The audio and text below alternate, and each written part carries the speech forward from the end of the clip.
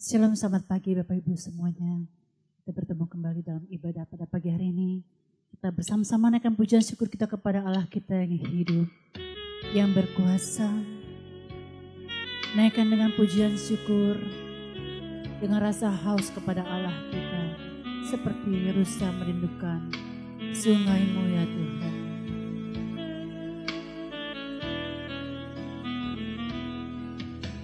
Seperti rusa merindukan sungai yang mengalir, demikianlah jiwaku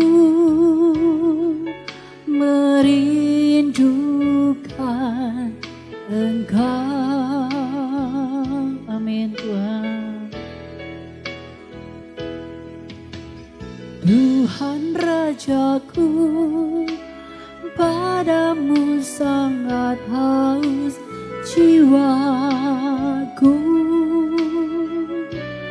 Bila ku boleh datang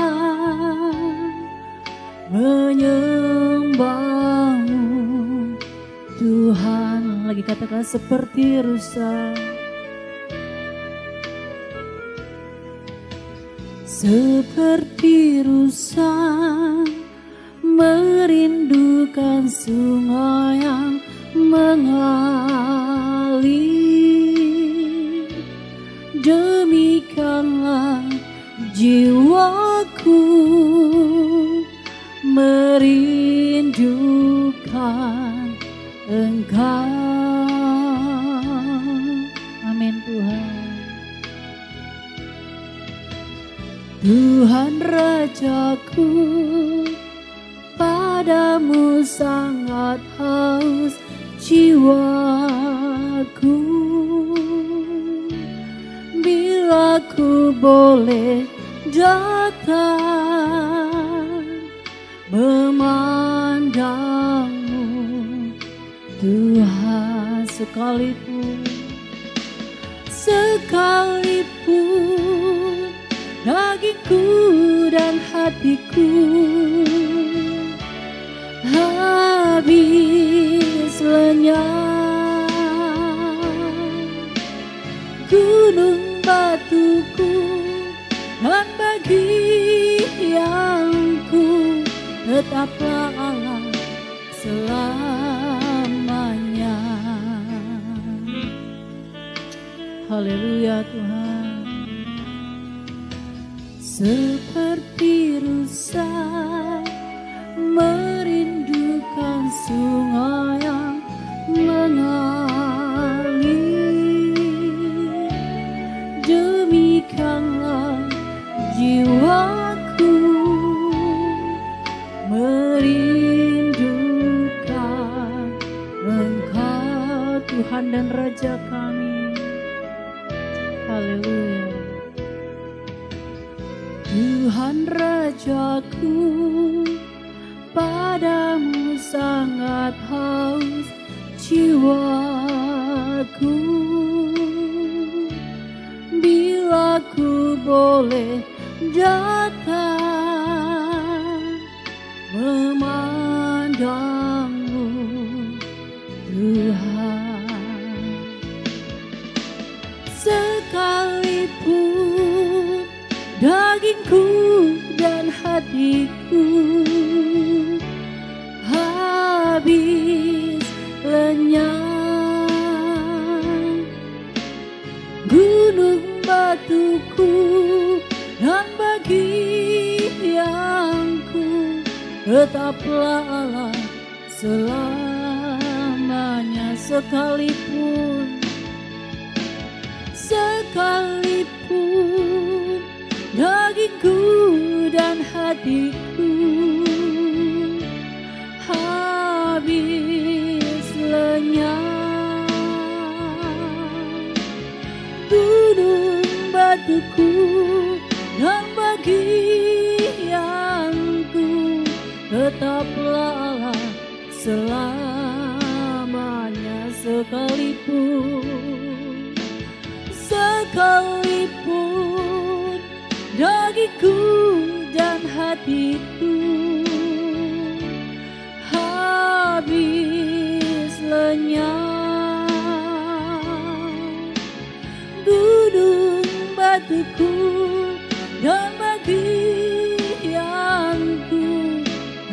tetaplah Allah selamanya, tetaplah Allah, tetaplah Allah selamanya, tetaplah Allah selamanya, tetaplah Allah selamanya.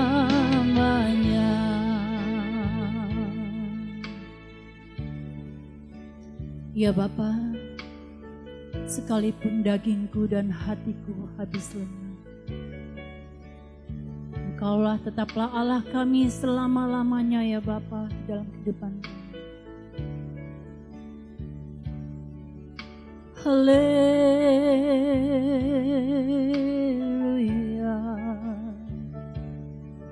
Allah kami ya Yesus. Haleluya, haleluya, tetaplah Allah selamanya. Rindu hati kami Tuhan selalu di dekat-Mu.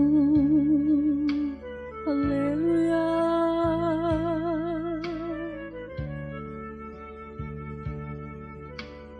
Terima kasih. Terima kasih Bapa, terima kasih Roh Kudus.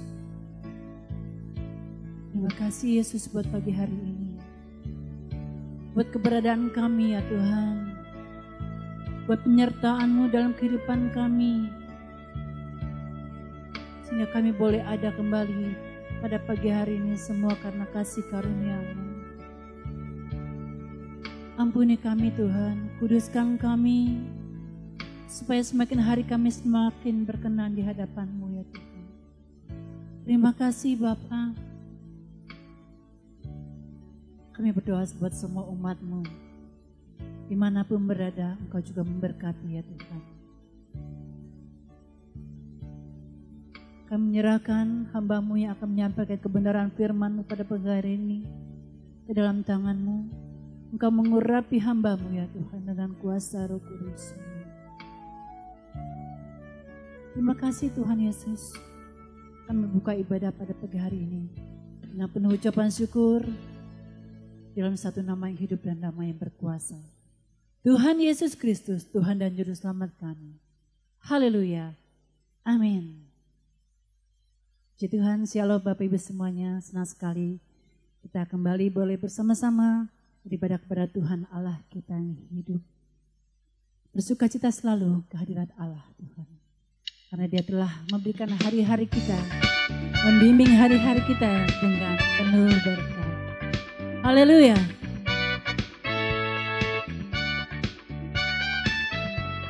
Mari bertepuk tangan Bapak Ibu semuanya, katakan hari ini.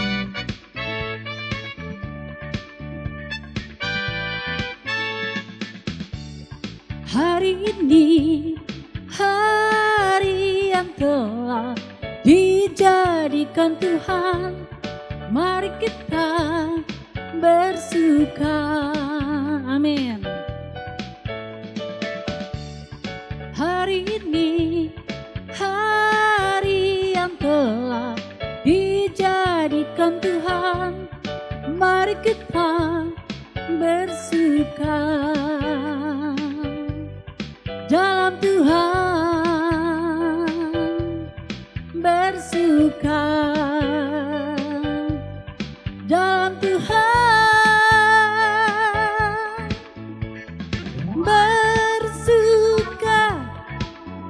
bersuka dalam Tuhan.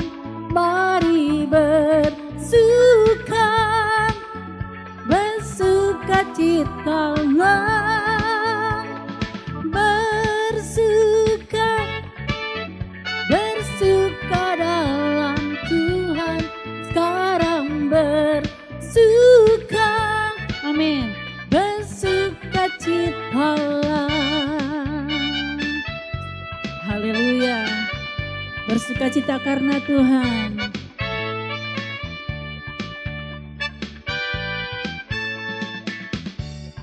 Hari ini, hari yang telah dijadikan Tuhan.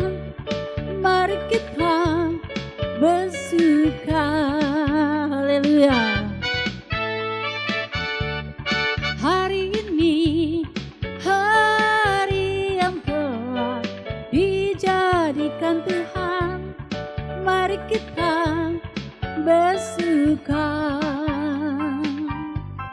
dalam Tuhan, bersuka dalam Tuhan,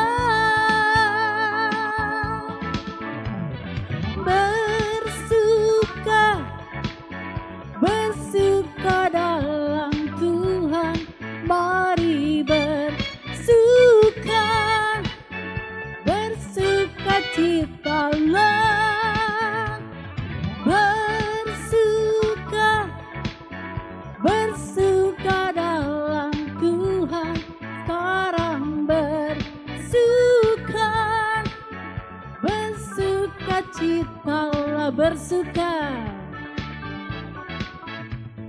bersuka, bersuka dalam Tuhan, mari bersuka, bersuka citalah, bersuka, bersuka dalam Tuhan, sekarang bersuka, bersuka citalah, sekarang bersuka, bersuka citalah, sekarang bersuka, bersuka citalah.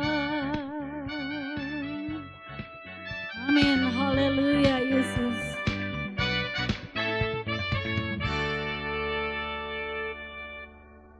Tuhan memberikan kita sukacita setiap waktu di dalam kehidupan kita.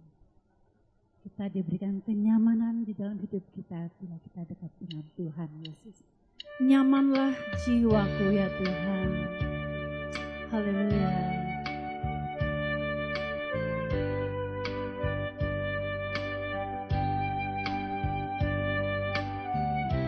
Ketika jiwaku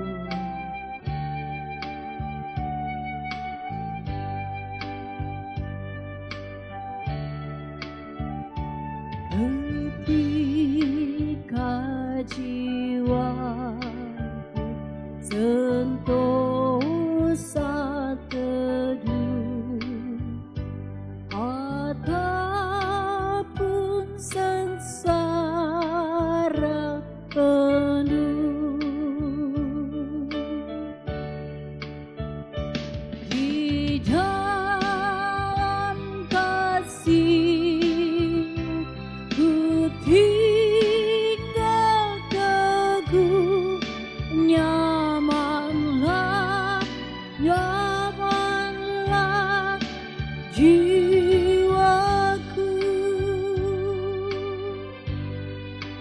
nyamanlah jiwaku. Amin Tuhan. Nyamanlah, nyamanlah jiwaku,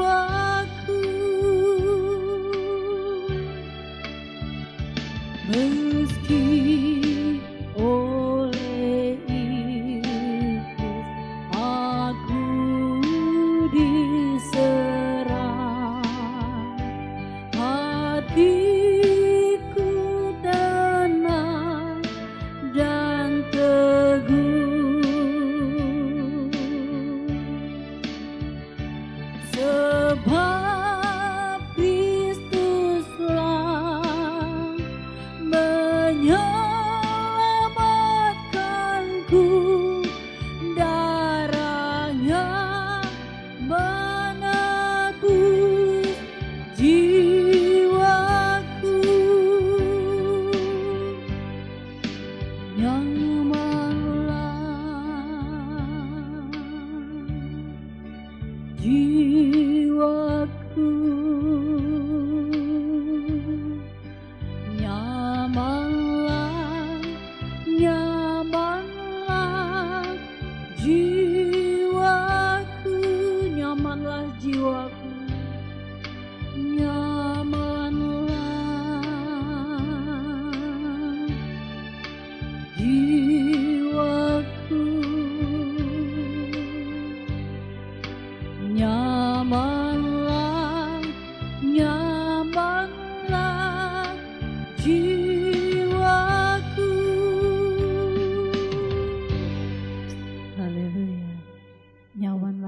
jiwaku bila dekat dengan Tuhan Yesus.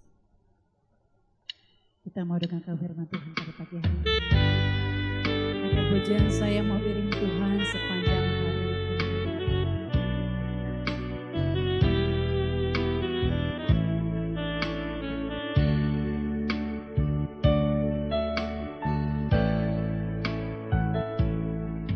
Saya mau iring Tuhan sepanjang hariku, walau berat dan sukar jalanmu.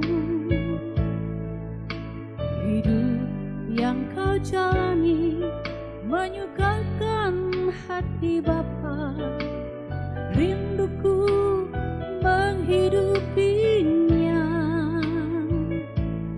Tuhan ajarku setia seperti dirimu, taat Bapa sampai di salibmu.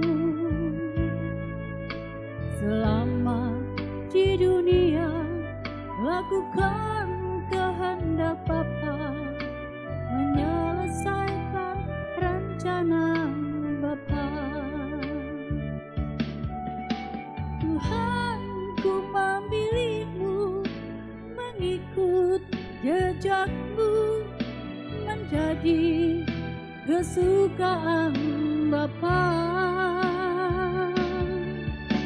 Berjumpa Tuhan nanti, muka dengan muka, kepadamu ku tetap setia.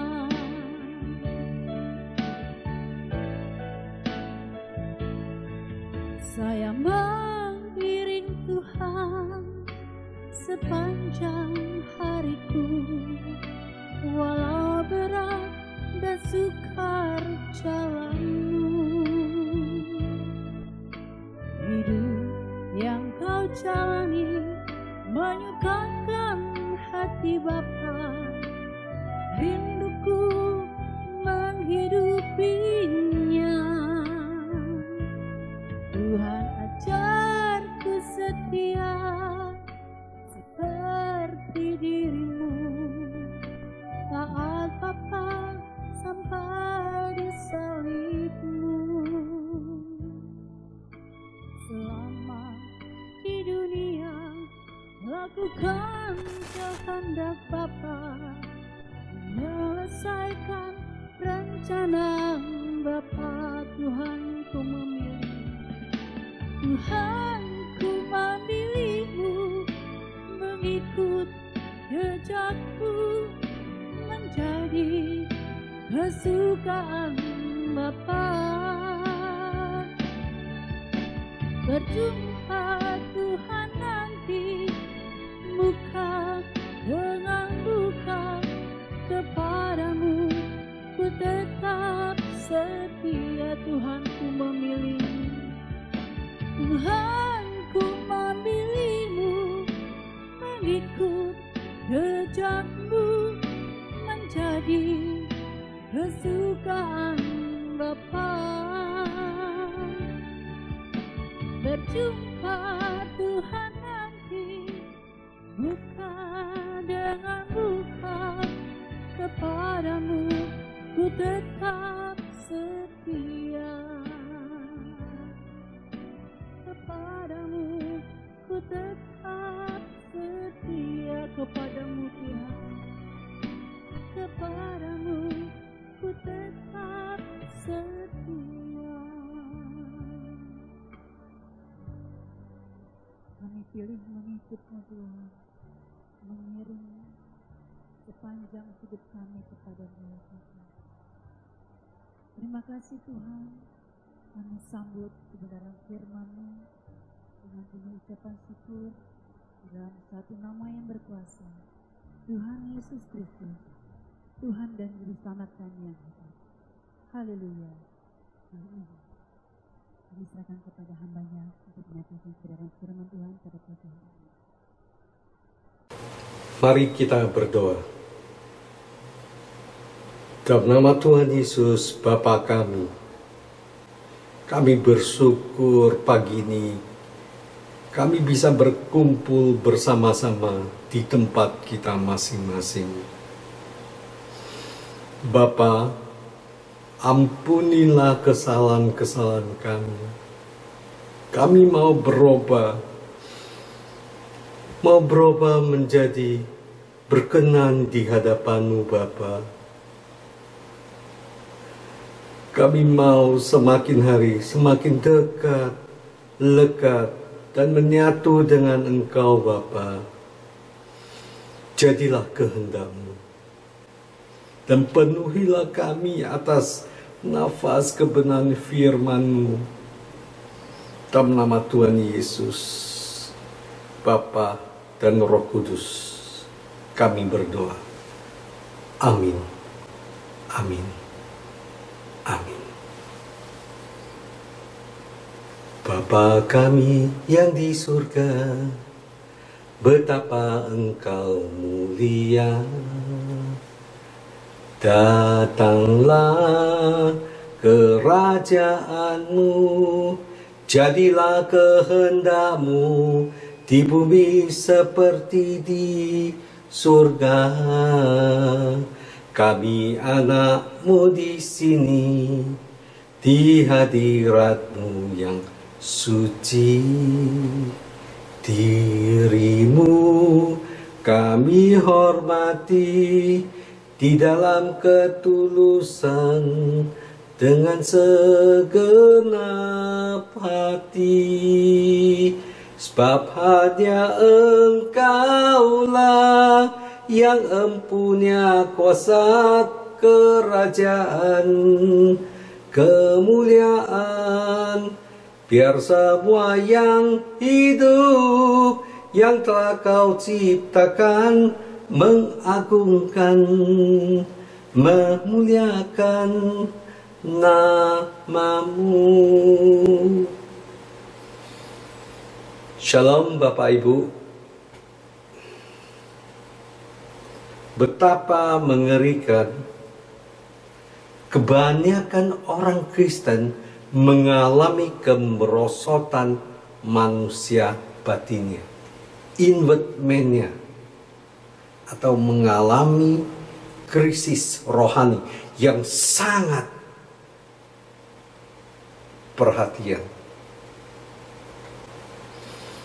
yang cenderung perbuatannya, tindakannya, ucapannya tidak sesuai dengan kehendak Allah.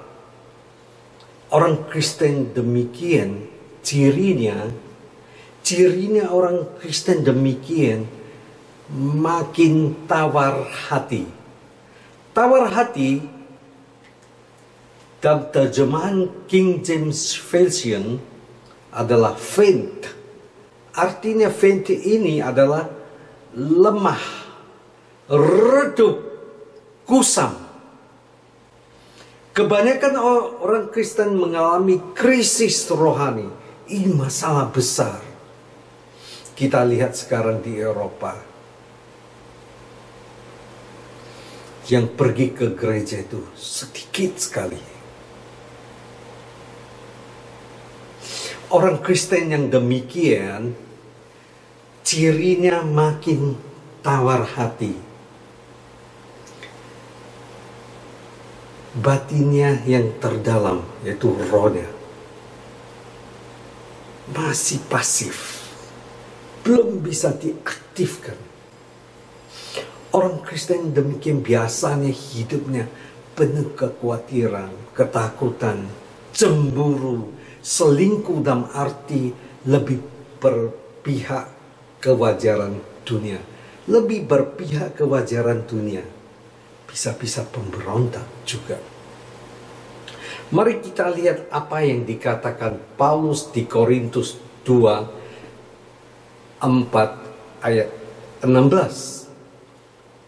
Sebab itu kami tidak tawar hati, tetapi meskipun manusia lahiriah kami semakin merosot, namun manusia batinia kami dibaharui dari sehari ke sehari. Seharusnya begitu.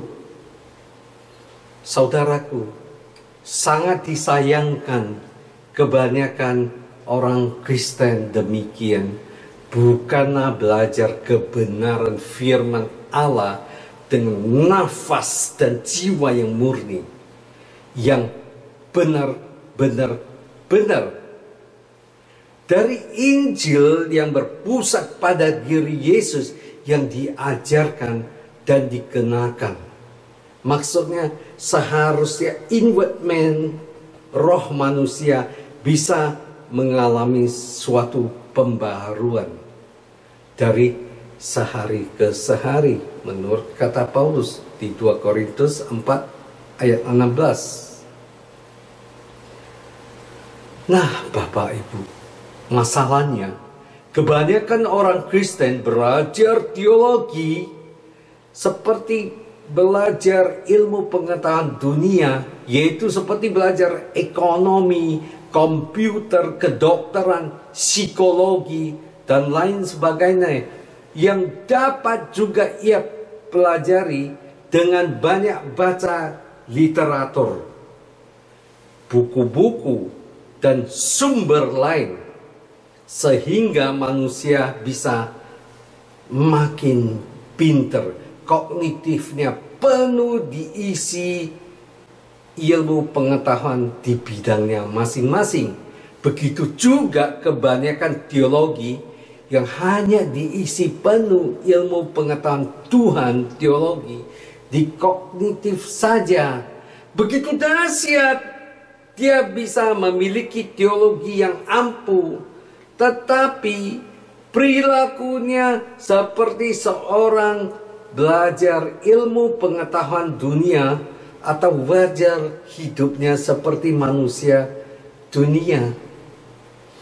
Dengan tindakannya dan mengambil keputusan, perilakunya seperti seorang belajar ilmu pengetahuan dunia.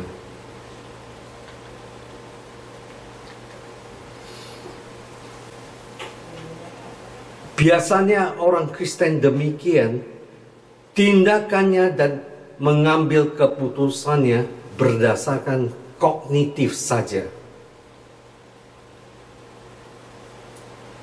He just parks his God knowledge inside the brain, but never does the journey to inward man. Alangkah sayangnya, sebab belajar teologi tidak sama sekali dengan ilmu pengetahuan dunia. Beda sekali. Sebab teologi adalah ilmu pengetahuan Tuhan. Ilmu pengetahuan terutama sebagai umat Kristen. Dia berhak mengalami perjalanan ke dalam yang terdalam batinnya. Kalau dia berhenti di kognitif saja, akan menjadi hambatan bagi dia. Karena dia berpikir bahwa dia sudah merasa itu puas, sudah cukup. Teologi yang dia kenal dan dia pelajari, sangat pintar mencakapkannya, yang sebatas nalar akademik, yang sebatas rasio, yang sebatas doktrin yang disusun, kajian teologi yang dipaparkan, dan pengajaran yang didefinisikan, dan semua itu hanya sampai kognitif saja, sampai di titik kognitif saja. Apa maksudnya kognitif? Ada afektif, ada konatif. Apa maksudnya kognitif? Kognitif maksudnya perilaku seseorang di mana hanya dia mencapai tataran, perilaku di mana seseorang mencapai tataran mengenal objek yang diperkenalkan atau dipelajari sebatas nalar akademik. Bukan begitu teologi. Saya setuju sekali, bukan hanya setuju aja, tapi sangat setuju sekali. Memanglah demikian kognitif kita mengenal Allah harus benar, bisa mendapatkan nafas dan jiwanya, yaitu harus utuh dan benar. Tentu disertai ada terusannya, menjelajahi kedalaman yang terdalam manusia batinia untuk mengalami pembaharuan, perubahan pikiran, continuously update dari hari ke hari, perubahan pikiran yang berkualitas serupa dengan Kristus, sampai kita bisa menyentuh hati Bapa. Kognitif kita mengenal Allah, benar itu adalah langkah awal saja. Langkah awal yang harus kita tempuh dengan gigi dan semangat. Tetapi, ada tetapinya. Kalau kita berhenti di titik kognitif, kalau orang Kristen demikian, atau teologi yang demikian, yang berhenti di titik kognitif, yang menjadi sangat mahir. Dia menjadi sangat mahir, bahkan menjadi sangat pintar sekali berdebat. Bahkan tanpa sadar, dia semakin angkuh dan sombong, karena penuh diisi oleh ilmu pengetahuan Tuhan.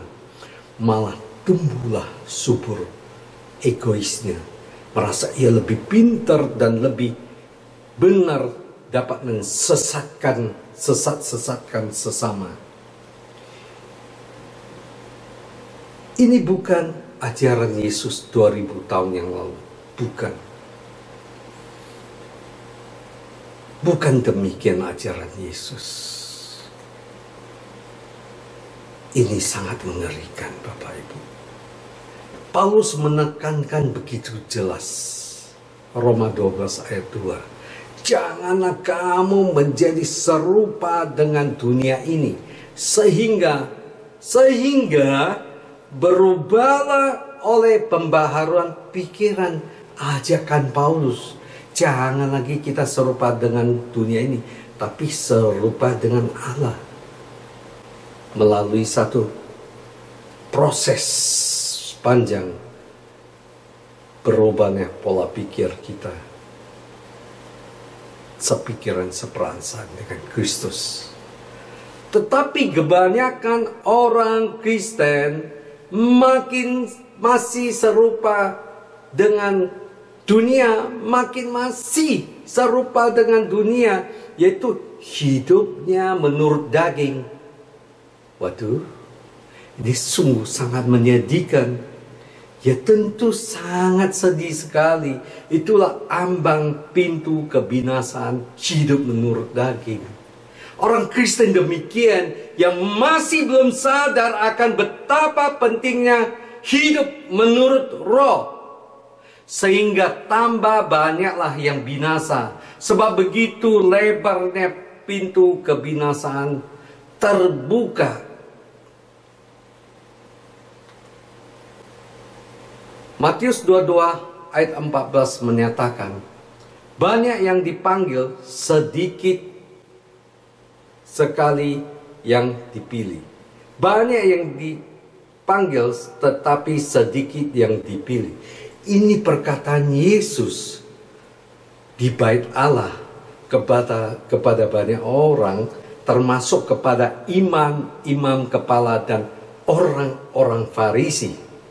Kalau kita baca ayat 1 sampai 13, maka dipanggil itu raja memberi undangan agar bisa datang ke pesta gratis, agar kita bisa dipanggil untuk masuk surga gratis. Tetapi ada bagian kita yang harus kita usahakan dan kerjakan dengan takut dan gentar.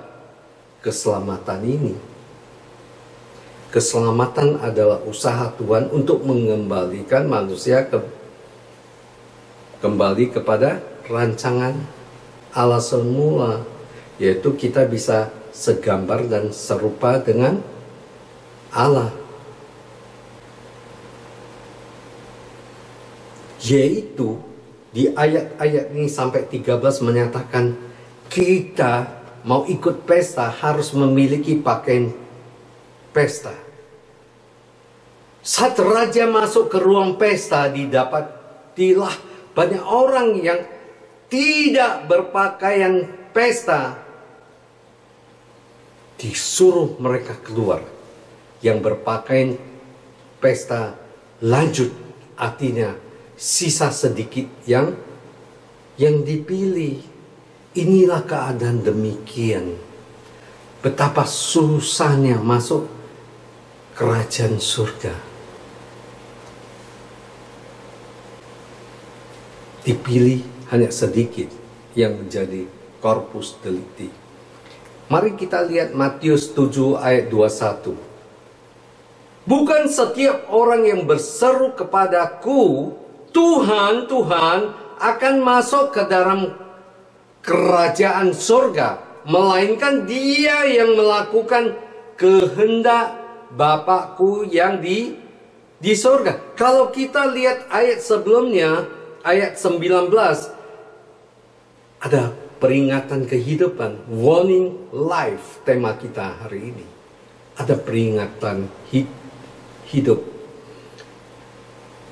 Ayat 19 menyatakan, dan setiap pohon tidak menghasilkan buah yang baik, pasti ditebang dan dibuang ke dalam api. Pasal sebelumnya, Matius 3 ayat 10 menyatakan, kapak sudah tersedia, pasti ditebang dan dibuang ke dalam api. Matius 3 ayat 10. Serem kan? Serem kan? Bagaimana masih bisa seorang teolog yang parkir di kognitif, yang penuh dengan ilmu pengetahuan Tuhan, mensesatkan sesamanya atau menghakimi sesama anak Allah? Betul-betul saya tidak paham betapa rusaknya kerohanian kebanyakan orang Kristen, terutama seorang teolog yang memiliki titel doktor. Seram bukan Bapak Ibu? Seram sekali loh. Seram sekali. Warning life kali ini adalah lanjut dari knowledge of the truth yang sudah kita bahas sebelumnya. Bapak Ibu, orang Kristen demikian. Bukan, sama sekali bukan di jalurnya Tuhan. Tentu tidak sama sekali di jalurnya Tuhan. Perkataannya menghakimi, mensesatkan seseorang, itu dari kognitif dia yang terbatas dan yang tidak bertanggung jawab batinnya dia.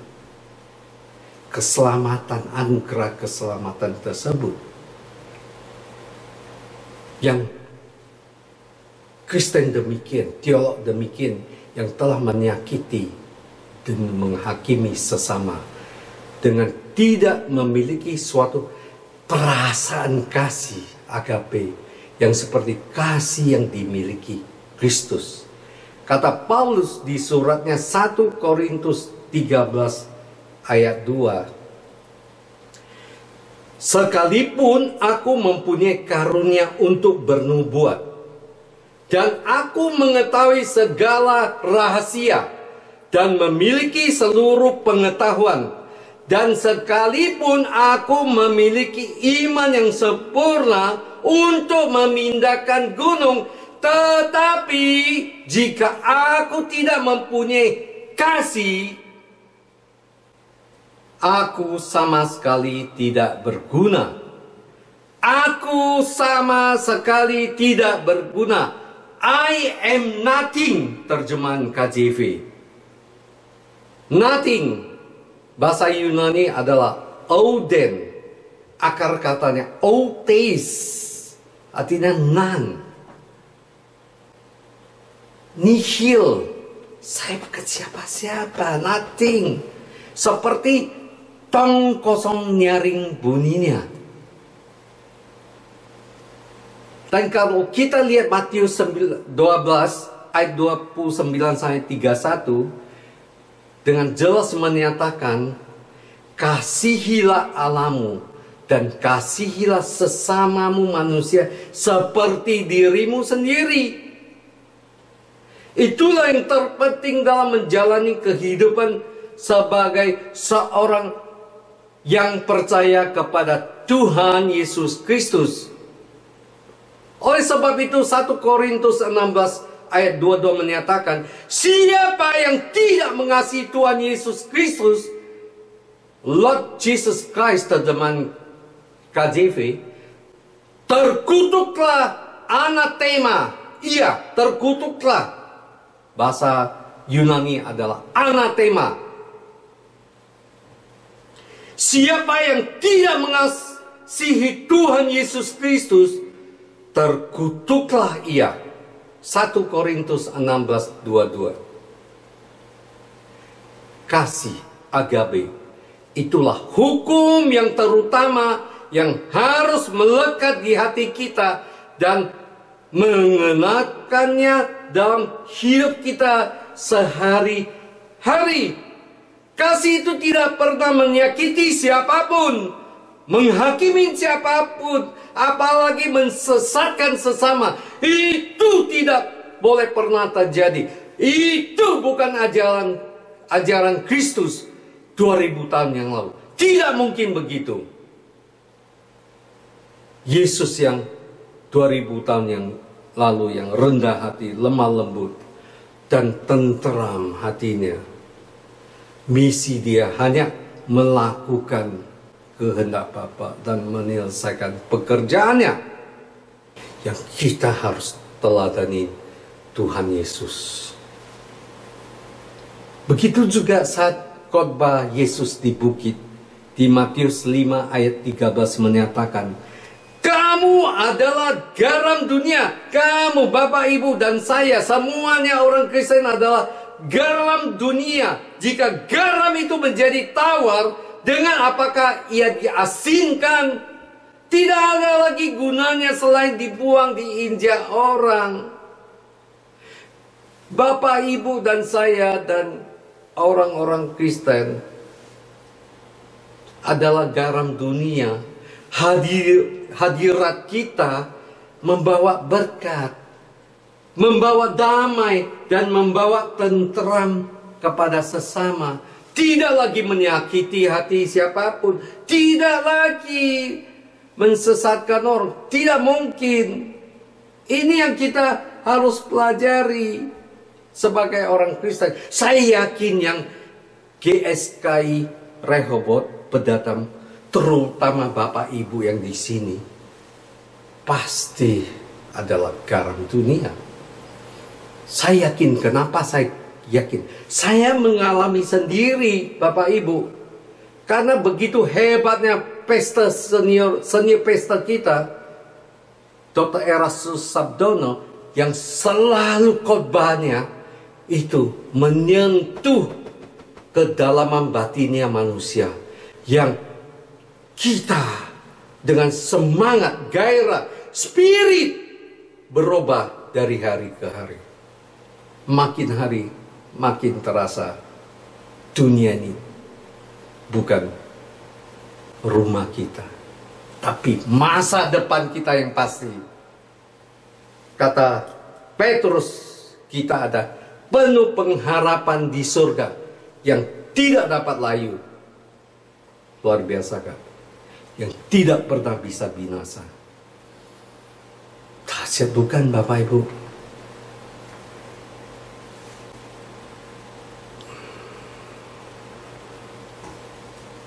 Dan satu hal yang dikatakan oleh senior pastor kita, Pendeta Dr. Erastus.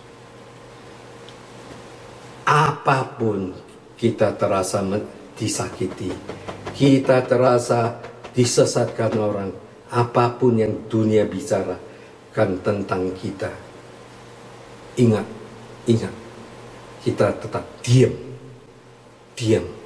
dan diharap saja dengan kesimpulan no comment at all.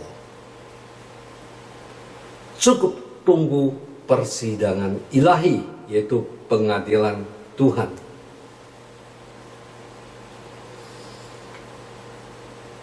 Ajarku diam,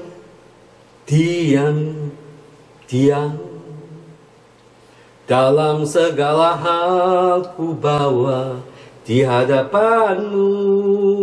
Ajarku diam, tetap diam,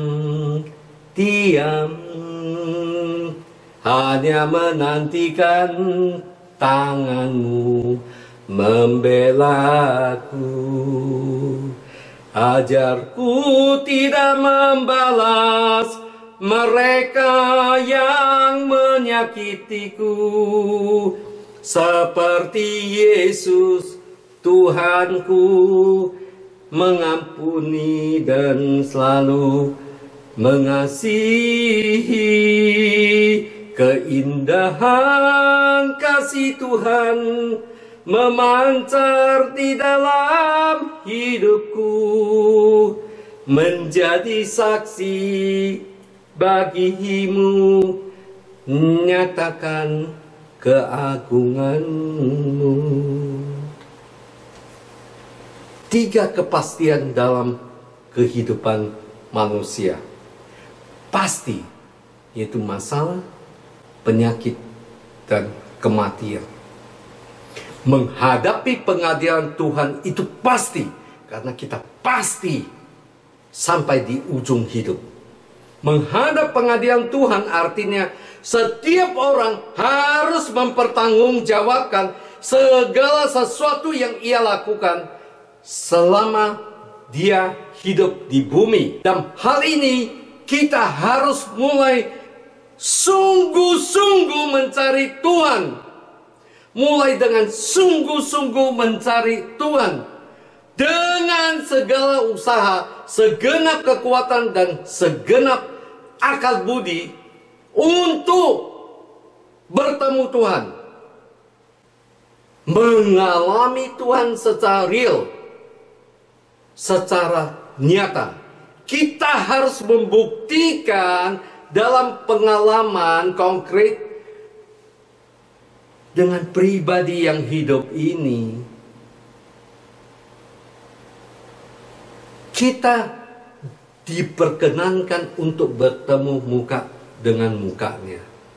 Inilah kesempatan agung, Bapak Ibu. Tidak dapat di tempat lain. Hanya sebagai umat Kristen yang diperkenankan untuk bertemu muka dengan mukanya. Hanya yang percaya kepada Yesus Kristus. Amin, Bapak Ibu. Haleluya. Di mana, Bapak Ibu, kita ini harus mengalami dan harus bisa berinteraksi dengannya. Kita bisa hidup akrab dengan Tuhan. Kenapa? Sebab Dia pribadi yang juga pemimpin kerajaan, di mana kita hidup dalam pemerintahannya. Dan ingat, Dia sendiri adalah hukumnya. Ingat katanya, Dia sendiri adalah hukumnya. The Lord is our law. Inilah yang disebut theosentris. Jadi kita fokus seperti Kolose 3 ayat 2 menyatakan, pikirkanlah perkara di atas bukannya. Kita harus selalu theosentris. Bahayanya orang Kristen, Bapak Ibu, yang masih hidup antroposentris. Seperti yang sering saya uraikan Bahwa hidup kita bukan harus positive thinking. Salah itu. Tetapi harus memikirkan pikiran yang baik, pikiran yang benar, dan pikiran yang bisa diandalkan Tuhan. Yang bisa dinikmati Tuhan, yaitu sepikiran dengan Tuhan. Itulah pikiran, bukan positive thinking. Anthropocentris dan positive thinking adalah produk hasil dunia. Itu adalah ilmu pengetahuan dunia, dapat menyebabkan kita menjadi sombong, egois, mementingkan pribadi, dan selalu mengandalkan kekuatannya sendiri, kekuatan pribadi, ketergantungan kekuatan pribadi. Orang Kristen demikian, yang hidupnya wajar seperti dunia, biasanya tidak bisa lagi mengandalkan Tuhan. Tanpa sadar ia menuju ke pintu yang lebar, yaitu pintu kebinasaan. Menuju kebinasaan, bahasa Jawanya amblas. Amblas, bahasa Chinese-nya wantan. Wantan, bahasa Jermannya zur Verdammnis abführen. Zur Verdammnis abführen, menuju kebinasaan. Menuju kebinasaan, zur Verdammnis abführen. Mengerikannya, seremnya. Serem sekali. Bapak, Ibu, saudaraku yang terkasih, kita harus mengandalkan Tuhan saja dalam segala tindakan, dalam hal langkah kita, setiap langkah kita, dan dalam hal perilaku kita juga, seperti Yesus 2000 tahun yang lalu. Yesus yang dipuji Bapa di surga, inilah anakku yang kuberkenan. Juga Bapak, Ibu, dan saya. Betapa bahagianya kalau Allah Bapa menyatakan bahwa inilah anakku yang kuberkenan. Wow. Wow, jaminan hidup semeja dengan Tuhan. Senang ya? Mari yuk kita berjuang.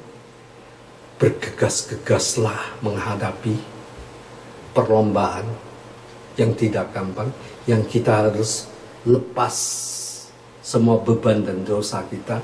Sudah sampah-sampah dunia ini nggak penting. Semua menjadi penghambat yang useless. Kita harus teladenin satu saja. Teladenin Yesus, langkah Dia, tindakan Dia, dan perilaku Dia, yang telah berhasil memikat hati Bapa. Kita harus bergegas-gegas mencapai tingkat tertinggi yang dimiliki Kristus, yang sanggup menebus dimensi surgawi yang tak terbatas itu. Dia juga belajar, Yesus 2000 tahun belajar. Dia menembus dimensi surgawi yang tak terbatas juga. Kita juga bisa tenggelam dalam pikiran dan perasaan Kristus, yaitu sepikiran seperasaan dengan Kristus yang penuh urapan dari Roh Kudus. Filipi 2 ayat 5. Yang kita bisa menjadi sangat cerdas. Betapa indahnya Bapak Ibu, hidup kita diwakili pikiran dan perasaan Kristus. Itulah kehidupan orang percaya yang hidupnya tetap dan selalu melakukan kehendaknya. Mendengar komando. Dalam hal apapun kita harus belajar taat dan setia. Seperti Yesus 2000 tahun yang lalu. Menangkap kehendak Allah. Latihan ini dapat menghadirkan kerajaan di bumi sampai di ujung hidup kita. Ketiga adalah dan mengenakan secara konkret dalam hidup kita sehari-hari berserta kuasanya yang mengalir melalui setiap peristiwa yang kita hadapi. Tentu Bapak Ibu, ini semua karya Roh Kudus. Kita tetap seperti manusia biasa yang menyatu dengan Roh Kudus, manusia biasa. Tapi bila kita menyatu dengan Roh Kudus, kita telah menjadi manusia ilahi. Dari notos ke huios. Inilah yang disebut hidup Bapak Ibu dan saya dipimpin Roh Kudus, dan hidup menurut Roh, hidup yang diwakili pikiran perasaan Kristus. Betapa bahagianya kita Bapak Ibu.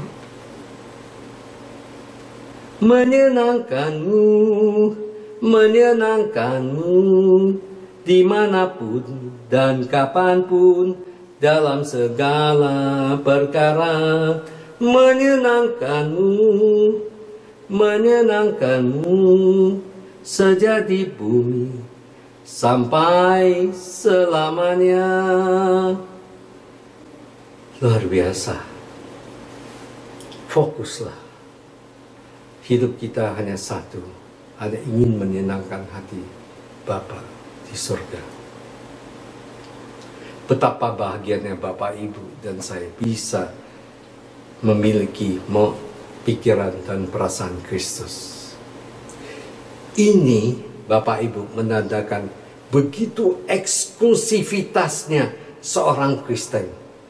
Oleh sebab itu, seperti tadi saya sebut, di luar Kristen itu nggak bisa kita sepikiran seperasaan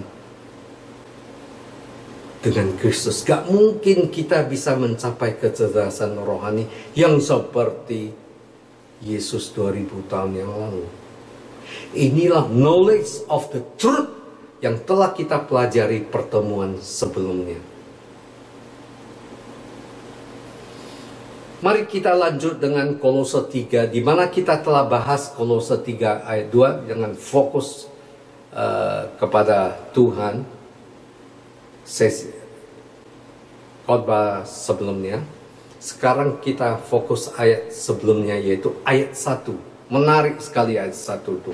Sebelumnya kita harus paham bahwa Rasul Paulus bukanlah pendiri gereja di Kolose, dan dia tidak pernah mengunjungi kota Kolose.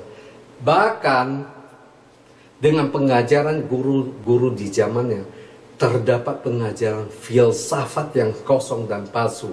Menurut ajaran nenek moyang, ajaran dari turun-menurun, serta ilah-ilah dunia, bukan menurut Kristus lagi. Ajaran-ajaran ini salah dan menyimpang dari kehendak Allah. Tetapi Paulus sangat bertanggung jawab kepada jemaat di Kolose. Apa yang terjadi di Kolose? Kenapa Paulus bisa tahu? Padahal Paulus tidak pernah di Kolose loh. Tidak pernah. Tentunya Rasul Paulus ini mendapat laporan seorang bernama Epafras dari kota Kolose.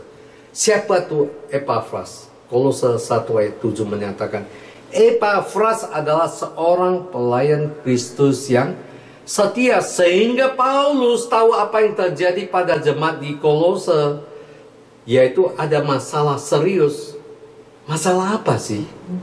Karena guru-guru rohani di Kolose tidak bisa membawa jemaat Kristus mengalami perubahan manusia batinianya. Teologi sejati adalah teologi yang dapat mencontohi Paulus dalam perjuangannya membela jemaat-jemaatnya dan tidak mensesat-sesatkan orang lain. Bisa mengupdate jemaat-jemaatnya setiap hari seperti kita. Kita hampir setiap dengar khotbah senior pastor kita, Dr. Yara Susabdo. Kita pasti bisa mengalami satu perubahan. Oleh sebab itu kita harus tekun dan rajin mendengar khotbah. Dan jam 5 pagi subuh. Kadang beliau mulai udah jam 4, 4:05, 4:40. Ikut doa pagi. Itulah pergumulan dengan Tuhan yang kita harus ikuti. Kolose 3 ayat 1. Karena itu, kalau kamu dibangkitkan bersama dengan Kristus, carilah perkara-perkara yang di atas, di mana Kristus ada, duduk di sebelah kanan Allah. Ayat ini dengan jelas menyatakan adanya penuh pengharapan di surga, yaitu aspek masa depan kita yang pasti. Bapak, Ibu, dan saya dibangkitkan bersama dengan Kristus, di mana Kristus ada, duduk di sebelah kanan Allah. Oleh sebab itu, masa kini, masa prison, masa kini, kita harus mengambil bagian kita dengan mengusahakan pindahkan hati kita ke LB3, langit baru, bumi baru. Seperti yang dikatakan pemazmur, gunung batuku dan bagianku, tetaplah Allah selamanya. Bagian kita harus fokus ke langit baru, bumi baru. Tetaplah Allah selama-lamanya. Inilah tanggung jawab kita kepada inward man kita dibaharui dari sehari ke sehari. Penting sekali apa yang dikatakan Paulus ini. Di sini kita menemukan satu hal yang penting, bahwa mengenal Allah harus melalui pengalaman hidup pribadi masing-masing. Mengenal Allah harus melalui pengalaman hidup kita masing-masing. Dan ini sangat subjektif sekali. Bukan karena hanya sekedar membaca buku dan mendengar khotbah, tetapi kita pribadi masing-masing harus mengalami melalui suatu pergumulan dengan menghidupkan kebenaran dalam hidup kita. Amin, Bapak Ibu. Roh Kudus, ya Bapak Ibu, Roh Kudus akan meningkatkan seluruh kebenaran, akan mengajar dan mendidik kita bagaimana kita dapat mengupdate inward man kita, batinnya yang terdalam diperbarui terus. Peran Roh Kudus sangat penting bagi orang yang percaya kepada Tuhan Yesus Kristus dan menghasilkan pencerahan enlightenment di dalam manusia batinnya dengan perjuangan secara individu. Seperti pencerahan yang telah sukses didapati oleh Yesus 2000 tahun yang lalu. Roh manusia adalah pelita Tuhan. Inilah enlightenment. Masing-masing kita harus mencapainya.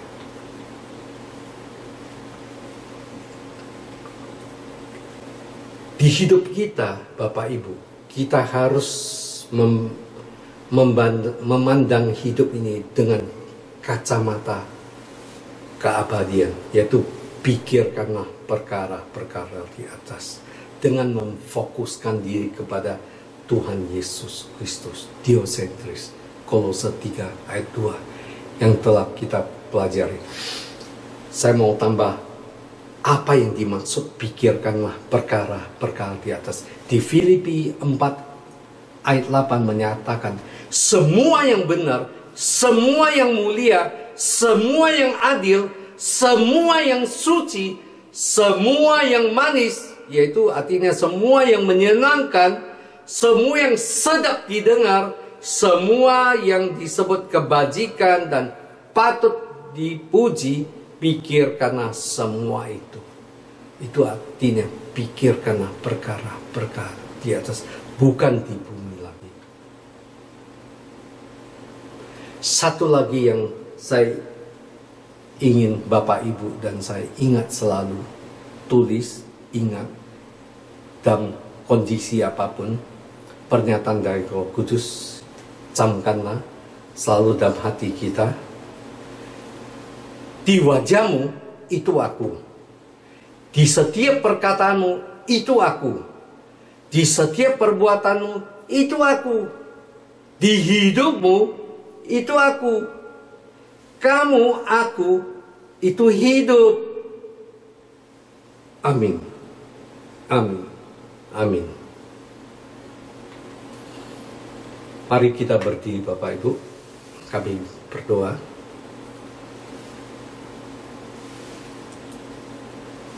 Kami bersyukur kepadamu Bapa atas berkat pemeliharaanmu yang sempurna. Mari kita angkat tangan. Terimalah berkat dari surgawi, berkat Allah Bapa, sukacita, damai sejahtera Allah yang melampaui segala akal akan memelihara hati dan pikiranmu dalam Kristus Yesus. Cinta, rahmat, kasih dari Tuhan Yesus Kristus dan penyertaan Roh Kudus bersama kami sampai selama-lamanya. Amin.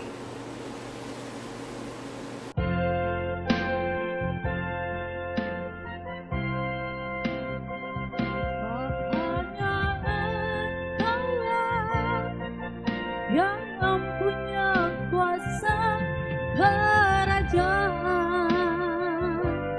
kemuliaan, ya semua yang hidup, yang telah Kau ciptakan, mengagungkan, memuliakan nama-Mu.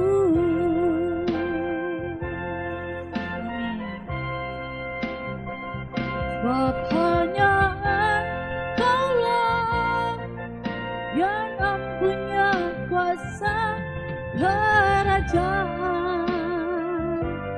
kemuliaan, dan semua yang hidup, yang telah Kau ciptakan, mengagungkan, memuliakan nama-Mu,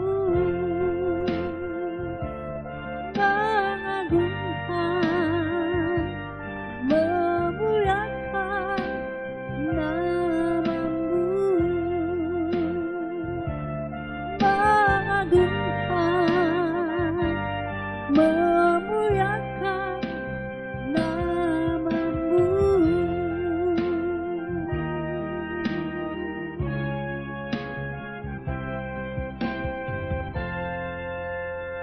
Puji Tuhan, ibadah kita selesai.